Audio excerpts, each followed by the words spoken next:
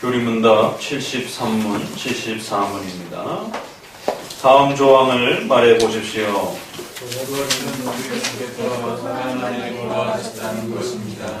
이것은 그분은 누군가 제 승리자라는 사실이 증거되었습니다. 부활을 통하여 그분은 죽음을 이기셨으며 악마의 세력을 끊어버리셨으며 모든 악마의 권세를 파괴시켜 버렸기 때문입니다. 그리스도의 부활은 얼마나 많은 유익들을 우리에게 가져다 줍니까?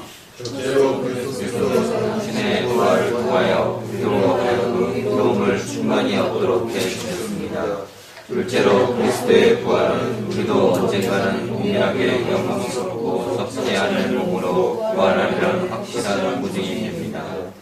셋째로 만일 우리가 진정으로 이 부활을 참여하게 되어 있다면 우리는 이미 신과 새 생명으로 부활하여 하나님을 섬기며 그분의 기쁘신 뜻대로 거룩하게 살 수 있다는 것입니다. 사도신경의 가장 중요한 복음의 핵심과 관련해서 이제 그리스도의 고난과 죽으심을 소개받았고, 이제 후로는 부활과 승천과 연관되어 있는 또 그리스도의 영광스러움에 대한 부분들을 또 소개하고 있습니다. 영광스러움과 관련된 그리스도의 높아지심과 관련되어서는 네 가지가 소개가 되어집니다. 부활하시고 승천하시고 하나님 보좌 우편에 앉아 계시고 다시 재림하실 것이다 라고 하는 이 네 가지의 그리스도의 사역이 또 우리의 구원을 위해서 가장 핵심적이고 중요한 또 복음의 메시지임을 기억하셔야 된다라고 말합니다. 그중 첫 번째로 부활에 대한 내용을 소개합니다. 부활은 죽음이 또 죄와 이 정죄에 대한 하나님의 형벌이 해결되었다라고 하는 놀라운 증거다라고 이렇게 소개를 합니다. 바로 예수 그리스도의 십자가의 죽으심을 통해서 우리의 모든 정죄와 또 우리의 모든 형벌들이 대신 갚아지시고 또 의롭게 우리를 여겨주시는 이러한 칭의의 구원의 역사가 성취되었다라고 말합니다. 여기에 대한 확증과 증거로서 부활을 이제 우리는 또 고백하게 된다라고 말합니다. 바로 이 부활의 문제는 인간이 궁극적으로 해결할 수 없는 이 죽음의 문제, 인간은 왜 죽는 것인가? 이 죽음을 피할 수 없는 인간의 근원적인 이 죽음의 고통과 아픔에 대한 이 문제들을 또 부활을 통해서 우리가 극복되었다라고 하는 새로운 생명으로 우리에게 주어졌다라고 하는 또 증거요. 또 죄의 승리라고 하는 바로 사망의 권세를 깨트리고 악마의 모든 권세를 깨트리며 또 하나님의 모든 정죄가 해결되어졌다라고 하는 아주 중요한 증거다라고 이렇게 소개하고 있습니다. 그러면 이러한 그 부활을 통해서 우리가 얻게 되는 유익을 적어도 세 가지 정도로 나누어서 생각해보자라고 했을 때 바로 부활은 그리스도의 부활은 그리스도 그 자신의 인성의 또 모습을 가지고 계시기 때문에 그리스도의 인성이 그냥 죽는 것으로 끝나게 되면 우리의 또 구원의 문제에 있어서 또 그리스도의 영광스러움에 있어서 심각한 또 문제가 발생이 될 수 있는 것입니다. 그래서 그리스도의 인성과 관련해서 당연히 그리스도는 자신의 죄 때문에 죽으신 것이 아니라 우리의 죄 때문에 대신 죽으신 것이기 때문에 그리스도의 인성이 높아지셔야 되는 또 영광을 받으셔야 되는 그리하여 신성과 인성 전체로서 하나님 앞에 또 인간의 구원의 중보자로서 그렇게 높아지셔야 되는 또 그러한 메시아의 중보자이심을 드러내기 위해서 우선적으로는 그리스도의 그 영광스러움을 위하여 그 인성에 다시 살아나시는 또 놀라운 이 영광스러움을 가지고 또 드러냅니다. 그러나 이것은 그리스도 자신뿐만 아니라 더 나아가서는 그의 백성들에게 주는 혜택이 또 이렇게 세 가지로 우리가 구별해서 볼 수 있다라고 말합니다. 한편으로는 그리스도 자신의 그 인성의 낮아지심으로부터의 높아지심에 하나님이신 바로 그리스도의 그 높아지심에 대한 증거요 또 분명한 또 열매요 확증이다라고 말합니다. 그러나 더 나아가서는 바로 이 부활의 문제는 죄인된 우리들의 구원의 문제와 더욱 직접적으로 연관되어 있다. 적어도 세 가지를 기억하셔야 되는데, 부활에 있어서는 바로 의로움이 예수 그리스도를 통해서 그 죄가 해결되고, 이제 그 예수 그리스도를 통해서 이루어진 하나님의 그 놀라운 율법에 대한 요구와 그 완전함들을 성취하심으로 이제는 그 의로움을 우리가 얻을 수 있는 그러한 바로 죄사함과 의로움에 대한 이 영광스러움이 부활을 통해서 재차 확인되어졌다라고 말합니다. 죄사함을 받고 의롭게 되었어요. 그런데 그냥 죽어버리고 끝나버립니다.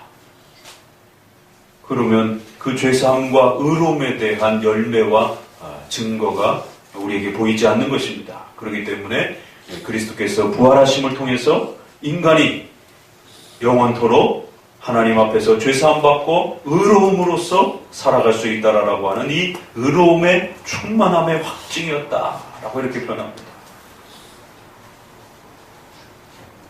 두 번째로는 몸의 부활이라고 하는 이 영광스러움을 우리가 얻게 될 것이다 라고 말합니다. 통상적으로 우리가 그리스도의 부활을 통해서 우리의 몸의 부활에 대한 증거로 많이 또 이해하고 배워갑니다. 그런데 제네바 교리문답에서는 그 몸의 부활뿐만 아니라 이처럼 의로움에 대한 문제와 마지막 더 나아가서는 새로운 생명에 대한 또 중생과 또 칭의와 성화와 연결되어 있는 우리의 또 새로운 생명에 대한 증거로서도 또 이렇게 추가해서 소개를 해줍니다. 두 번째는 바로 몸의 부활에 대한 분명한 증거요 확실함을 보여주는 것이다. 그리스도의 부활은 바로 우리가 장차 몸으로 부활하여 영원히 살게 될 것이다 라고 하는 눈으로 보여지는 확증과 약속이다 이렇게 말합니다. 세상의 모든 철학은 인간이 다시 살 수 있다는 것에 대해서 불안해하고 또 여러 가지로 말을 하지만 거기에 대한 분명한 증거를 제시하고 있지 못합니다. 그러나 오직 기독교만이 인간은 영원히 다시 살 수 있다라고 하는 이 분명한 죽음으로부터 해방되어 영생을 누릴 수 있는 몸의 이 부활을 분명히 확증하고 약속할 수 있는 그리스도의 부활을 또 우리에게 가르치고 있습니다. 세 번째로는 이제 이처럼 허락되어진 의로움을 얻고 또 예수님을 통해서 얻은 이 영광스러운 생명은 장차 우리의 영원한 생명을 약속하는 것이기도 하면서 또 더 나아가서는 지금부터라도 새 생명으로 부활하여 하나님을 섬기며 그분의 기쁘신 뜻대로 거룩하게 살 수 있다는 것입니다. 장차 올 그 몸의 부활을 통한 영원한 생명도 약속하지만 지금 이 땅에서도 여전히 우리의 영혼이 그리스도의 십자가의 죽으심과 부활을 통해서 우리의 모든 죄가 사해지고 우리가 의롭게 되어 새로운 생명으로 거듭났다라고 하는 또 분명한 또 증거요 또 보증이다라고 이렇게 말합니다. 그렇기 때문에 부활에 대한 이 고백은 장차의 또 영광스러운 영생의 문제, 또 더 나아가서는 이제 우리가 예수님을 통하여 새로운 사람이 되었다라고 하는 분명한 또 보증이요 또 확실한 증거다라고 이렇게 고백하고 있습니다. 예수님을 믿고 새로운 사람이 된다라고 하는 것은 어떤 천사가 된다든가 또 제3의 어떤 그 인간이 되는 건 아닙니다. 여전히 우리는 육체를 가지고 있는 예전과 동일한 그런 모습의 인간으로 있습니다. 우리가 거듭났다라는 것을, 우리가 새로운 사람이 되었다라는 것을 어떻게 우리가 확신하고 살아갈 수 있는가? 바로 그리스도의 몸의 부활을 우리가 함께 고백하게 될 때에 바로 그 그리스도의 부활은 죄로부터 새롭게 새 생명으로 태어난 것에 대한 분명한 또 증거요 또 확신을 줄 수 있는 열매다라고 이렇게 소개하고 있습니다. 이처럼 그리스도의 부활은 인류가 극복할 수 없었던 이 죽음의 문제를 분명하게 우리에게 그 답을 제시해주는 영광스러운 약속이요 또 새로운 생명으로 장차 또 천국에서 영원토록 몸과 영혼이 하나님과 함께 살아가게 될 영원한 생명에 대한 또 우리의 소중한 또 약속이요 보증이다라고 말하고 있습니다. 천국에 가봤습니까? 영혼이 죽은 다음에 다시 살릴 수 있습니까? 그걸 어떻게 할 수 있습니까? 바로 그리스도의 이 부활에 대한 이 증거를 통해서 우리 성도들은 우리가 새로운 사람이 되었다는 것, 또 장차 천국에서 영원토록 몸과 영혼이 새롭게 되어 하나님과 영원한 생명을 누리며 살아가게 될 바로 이 복된 복음의 약속이 그리스도의 부활을 통해서 우리에게 증거되어지고 있는 것이다 라고 말합니다. 오늘날은 자꾸 신비주의와 기복주의 때문에 눈에 보이는, 손에 잡히는 그런 어떤 가시적인 어떤 수단과 도구들을 자꾸만 소유하고 그것을 의지함으로 우리의 영원한 생명을 거기에 두려고, 확신을 거기에 두려고 하는 이 어리석고 참으로 무지한 모습들을 보게 됩니다. 천국에 가봤기 때문에 천국의 존재를 믿는 것이 아니고, 죽음 이후에 부활을 해봤기 때문에 부활을 믿는 것이 아닌 것입니다. 바로 성경에서 약속하고 있는, 또 성경에서 우리에게 가르쳐주고 있는 그리스도의 부활의 이 영광스러운 약속들을 통해서 우리가 매주마다 사도신경을 통해서 그리스도의 부활을 고백할 때마다 우리가 죄사함 받고 의로워져서 새로운 생명으로 거듭났다라고 하는, 그리고 또 장차 이제 죽음 이후에 영원한 그 생명을 우리는 몸과 영혼이 새롭게 되어 하나님과 함께 살아가게 될 것이다라는 그 고백과 그 약속을 예배 때마다 우리는 이 그리스도의 부활을 통해서 우리 마음에 다시 한번 또 담는 것입니다. 보고 만져서 확신하는 것이 아니라 바로 그리스도의 이 부활을 성경을 통해서 우리는 약속을 받았고, 그 약속을 의지하면서 우리의 생명의 장차에 또 지금의 새로운 생명과 새로운 부활을 또 소망하고 살아가는 것입니다.